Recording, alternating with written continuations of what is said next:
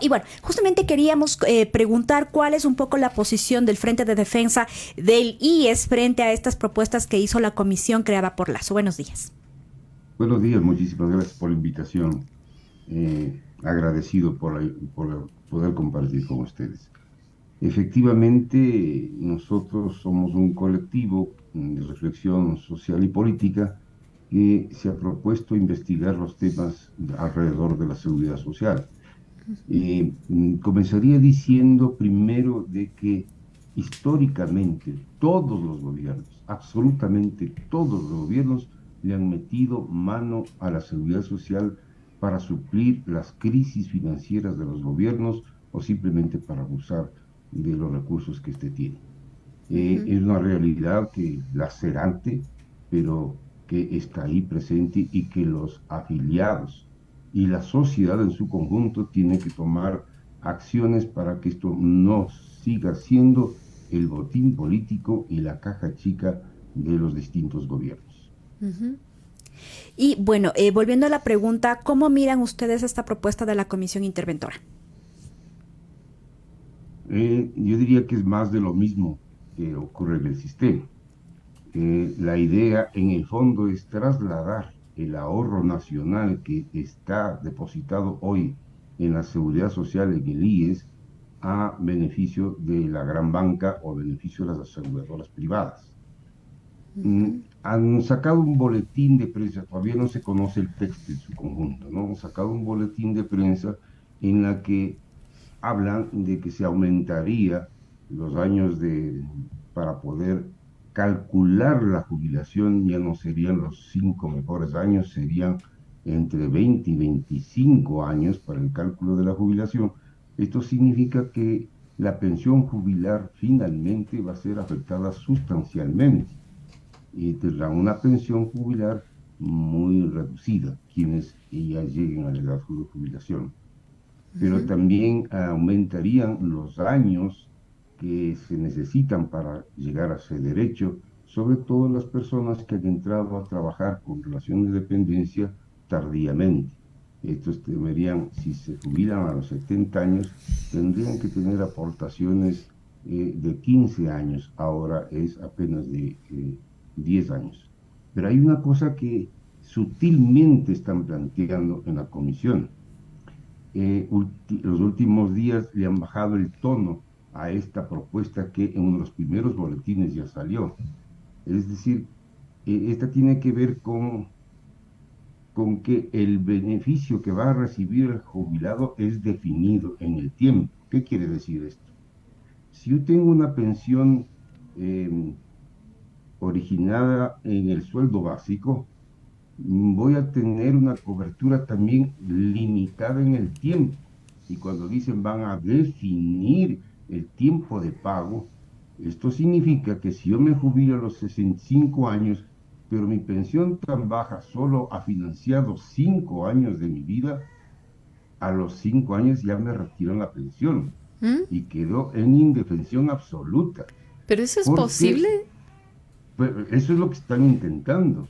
Ujú. Posible, no sé hasta dónde o qué trampa jurídica quieren utilizar, pero ya lo están anunciando. Es decir, disimuladamente están mudando las cuentas de solidaridad, Ujú.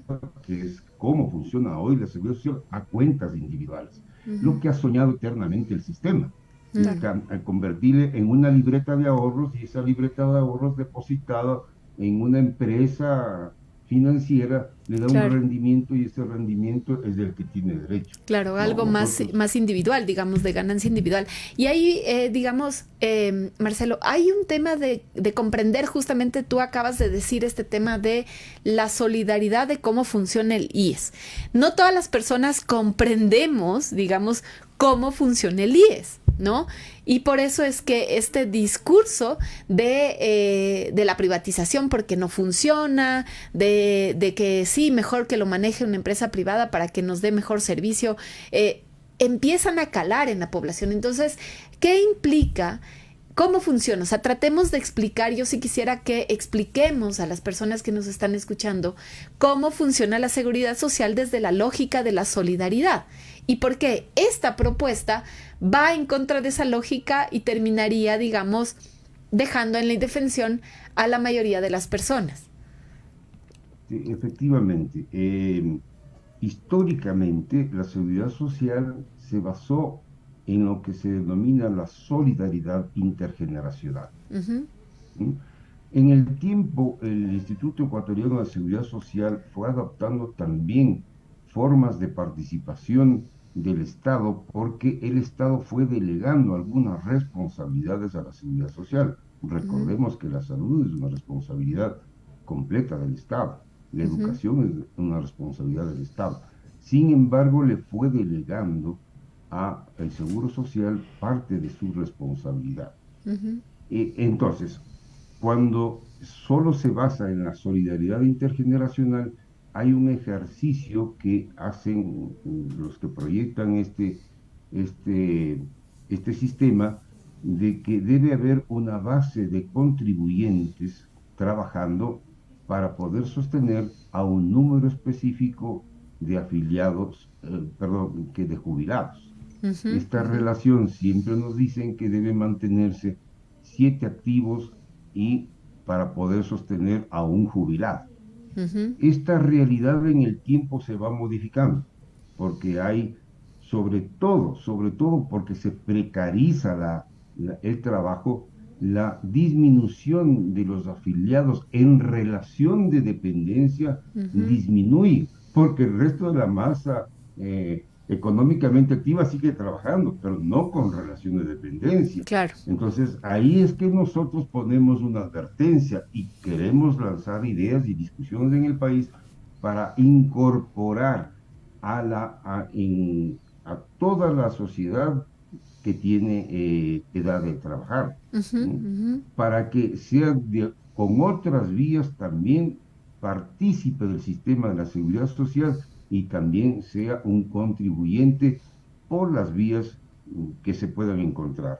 Esto ujú, le va a fortalecer, es decir, nosotros queremos también que haya una contribución mixta para sostener no solo el seguro social actual, sino también hacer cumplir lo que dice la Constitución de la República, que debe haber una seguridad social universal. ujú, ujú. Y un Eso poco, es un ajá. derecho que tenemos, pero que nadie lo topa, nadie lo ha planificado y menos nadie ha financiado. Entonces hay que hacer una acción de la sociedad en su conjunto para hacer cumplir un derecho y para que este derecho no se convierta en un negocio particular, como siempre pretenden hacer quienes están atrás solamente de enriquecerse. Y Marcela, en unas declaraciones que escuchaba justamente la noche de ayer al señor Augusto de la Torre, nefasto personaje para la política del país, él mencionaba que parte de los problemas de la seguridad social, el decir que no tenga el financiamiento porque le han puesto el ojo, digamos, a ese problema, es de que hay mucha gente, y le culpaba a la gente diciendo que mucha gente, digamos, se afilia al seguro muy tarde, es decir, póngale por ahí los 60 años, 70, y ya aporta poquito y después ya quiere su jubilación. Entonces, un poco eso, digamos, ¿cuáles serían como los problemas que hay que atender urgentes, independientemente de estas visiones más neoliberales para la seguridad social? Bueno, ellos con una habilidad, pensando que la sociedad está dormida, ponen problemas existentes porque son menores a la realidad de las causas del porqué el desfinanciamiento del seguro social. Es que el Estado tiene una deuda enorme que no paga, pero de eso no dicen nada, Mm, de eso no ujú, dan una palabra para decir el Estado debe pagar, el Estado debe comenzar a desembolsar, debe encontrar en algún mecanismo fijo para que pague lo que debe. Debe más de 30.000 millones de dólares. ujú, Y ujú, desde que se le quitó el 40% del aporte obligado que tiene que hacer el Estado a las pensiones jubilares, el fondo de capitalización, que es el fondo con el que sostiene a las pensiones de los jubilados, se va descapitalizando. Pero de mm, eso no hablan, de eso no dicen nada, ujú, solamente ponen las causas que sí hay distorsiones. Por ejemplo, en el Seguro Social Campesino nosotros hemos encontrado de que se afilian grandes empresas agrícolas al Seguro Social Campesino sin reconocer que hay una relación de dependencia, que deberían estar afiliados como todo el universo de trabajadores con relación de dependencia.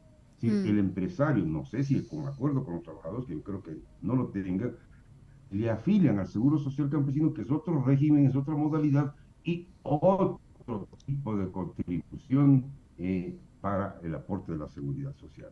Entonces, sí hay algunos defectos.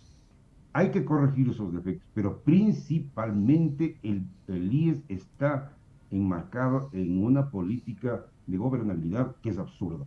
Quienes son morosos, quienes son deudores, dirigen la institución, no puede ser. El capital que tiene el Seguro Social es de propiedad de los afiliados, porque cuando sale ya en el rol de pagos como aporte del patrono, eso pasa a constituirse en la remuneración del trabajador. Por lo tanto, todo el dinero que ingresa a la Seguridad Social es propiedad del afiliado, y el afiliado no cuenta en las decisiones políticas y administrativas de esa institución. Por eso hay iniciativas que han surgido, que nosotros lo estamos estudiando. Justo eso, Marcelo, quería que nos comparte esas iniciativas, porque claro, lo que se está posicionando en los grandes medios y desde esta comisión, digamos, que tiene una mirada totalmente neoliberal y privatizadora de la seguridad social, dicen justamente esto, ¿no? Que el IES no funciona justamente porque se aumentó, o sea, hay un montón de personas que pueden jubilarse sin haber aportado mucho tiempo, que se dio paso, por ejemplo, a los hijos de los afiliados sin aportar más, ¿no? O las madres. Por ejemplo, las mujeres trabajadoras no remuneradas del hogar, que se les permite, digamos, ingresar. Entonces, se aumentó un montón de cosas, ¿no? En esta mirada se agregó muchos más beneficiarios, pero no los aportes. Y ese es el problema, ¿no? Entonces, usted está diciendo, ese no es el problema. Sí es un problema, pero no es el problema mayor, digamos, es un problema menor. ¿Cuáles son los problemas más grandes y cuáles son las alternativas y las propuestas que ustedes están planteando desde esta mirada justamente de alternativas y propuestas? Miremos de dos partes. La una que toparon ustedes es algunas distorsiones que podríamos llamar abusos o actitudes de vivos al interno, que también los hay. Pero lo otro, la delegación que hace el Estado al que el IES cubra salud, por ejemplo, en los hijos de los trabajadores y las esposas de los trabajadores, eso es otra cosa. El escándalo de delegación es como que voy y contrato yo con un seguro y le digo, atiéndame a esta masa de ciudadanos. Y aquí está el dinero para atender esa masa de ciudadanos, porque es mi responsabilidad que le estoy delegando, pero ese dinero no existe. Esa es la deuda. Esa es la deuda, esa es parte de la deuda, porque la otra es, evidentemente, en los bonos que permanentemente, el dinero que le saca año a año el Estado como bonos para financiar parte del presupuesto general del Estado. Este año, este gobierno ha tomado cerca de 3.000, 4.000 millones de dólares del IES en crisis, en quiebra, para financiar parte del presupuesto general del Estado. ¿Sí? Hay muchísimos eventos que se cometen contra el IES que son los que les va financiando. Por eso es urgente de que se cambie la gobernabilidad. Y yo hacía mención en que hay un proceso que está como iniciativa popular en la Asamblea Nacional, en donde precisamente intenta esta iniciativa popular en cambiar quiénes son los partícipes en la dirección del Instituto Ecuatoriano de Seguridad Social. Ahora son tres: un delegado del Ejecutivo, un delegado de los empresarios y un delegado de los trabajadores. Este proceso dice que deben haber 5 delegados: uno del Ejecutivo, uno de los patronos y 3 de los trabajadores, para que los trabajadores, dueños del capital que esté en el Seguro Social, tengan mayor incidencia y voz activa y mayoritaria en las decisiones que tenga que hacer la seguridad social. Ahí yo creo que el punto clave, el punto débil que hoy tiene, porque todo el pueblo ya lo ha calificado de alguna manera, dice, el IES es cajero automático de la crisis de todos los gobiernos. Eso se para el rato que los trabajadores afiliados y pensionistas tomen la decisión de estar presentes en los altos cargos de dirección. Marcelo, pero ¿para qué estar en los altos cargos de dirección, digamos? ¿Para qué hacer este cambio en la gobernabilidad? ¿Qué es lo que quieren proponer? O sea, digamos, ¿cuáles son las soluciones que ustedes están planteando para la seguridad social? Y que son alternativas a esta mirada, digamos, privatizadora, ¿no?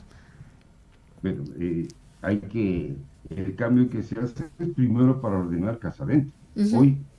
Hoy, por ejemplo, de los distintos rubros económicos que tienen que financiar seguridad social, hoy se toman para financiar las responsabilidades que el Estado no ha cumplido, y por eso se deteriora el sistema de salud. Solo con eso, de que se respete el presupuesto de salud, que se respete el presupuesto de finanzas, ya es un cambio sustancial, pero además el IES no debe tener límite en el sistema financiero. ¿A qué me refiero? El IES tiene un banco, que se llama el BIES, que tiene por obligación jugar en el mercado financiero para que el fondo de reserva, las reservas económicas que están depositadas en el IES crezcan y con eso tengan que financiar las actividades, las pensiones jubilares en el futuro.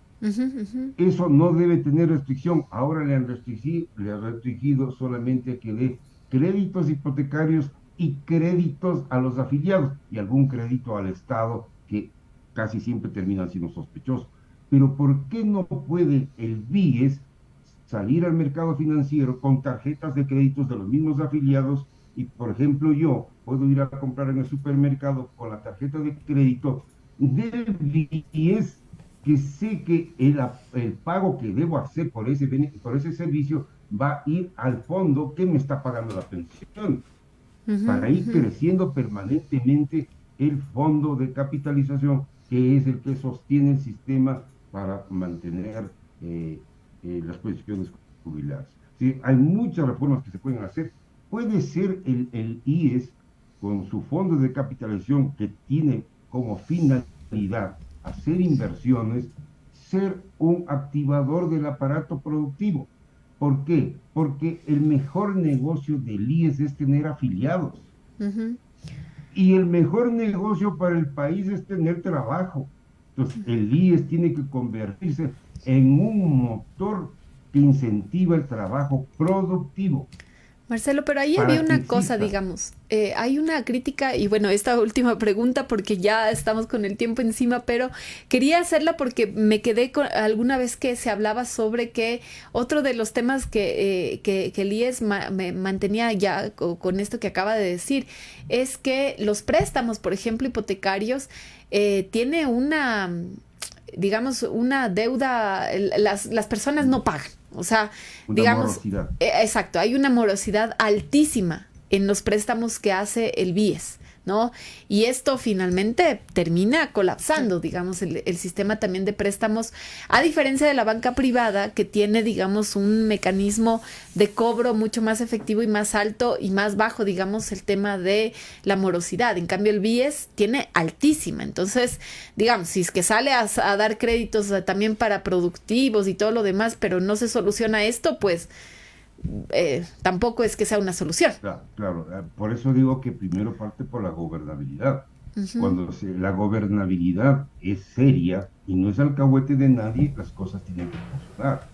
Si cualquier institución financiera pide garantías del préstamo que va a otorgarlo, y las garantías generalmente son mayores al préstamo que se otorga. Si no pagan el crédito, tiene la autoridad, el IES, para incautar bienes. yo quiero solo hacer un recorderis. El IES era propietario de 2 cementeras Ujú. que pasaron a ser propiedad del IES porque los que construyeron esas cementeras no pagaron al IES y tuvo que incautarle el IES esas cementeras. Y eran cementeras ya manejadas en el IES que tenían muchísimos ingresos o importantes ingresos para el propio IES. Después le privatizaron. Ujú, ujú. La Cemento Guamán y la Cemento Chimborazo. Les privatizaron, ¿no? Ya. Y ya sabemos en qué gobierno se privatizó. Es decir, si se mete en el sistema financiero, tienen que cumplir las reglas del sistema financiero. No pueden haber amigos y amigotes que hacen créditos hipotecarios por 300, 400 mil dólares y no les cobran cuando no pagan. Mm. Ok. El régimen de coactivas que tiene el IES es poderoso y puede ejercerlo. Lo que pasa que no sé por qué, curiosamente, no lo ejerce entre los amigos. O sea, se maneja con discreción más bien. Bueno, Marcelo, muchísimas gracias por esta entrevista. Creo que quedan varios temas para seguirlos conversando. Veamos finalmente qué es lo que termina de anunciar el gobierno y su comisión interventora el día de hoy. Estaremos pendientes. Muchísimas gracias. Y cómo la relación de fuerzas, digamos, entre los representantes de los trabajadores y los jubilados está ahí presente para justamente balancear y de que no exista, digamos, una jalada hacia el beneficio de la privatización, digamos, del IES en desmedro de los trabajadores, ¿no? Muchísimas gracias, Marcelo. Solo una cosa, ¿quién privatizó la Cemento Chimborazo? El gobierno de Rafael Correa. Ah, ya.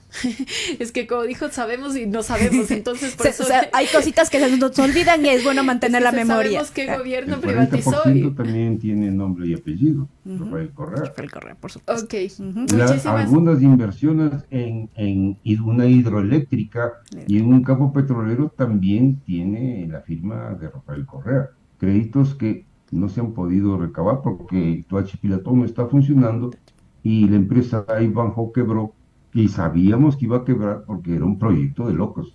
Sí, con crudo parecido al del Yasuní que nunca funcionó. Uy, muchos temas para hablar, Marcelo, entonces este es un tema darle seguimiento y seguir aprendiendo y conociendo más. Muchísimas gracias. A ustedes.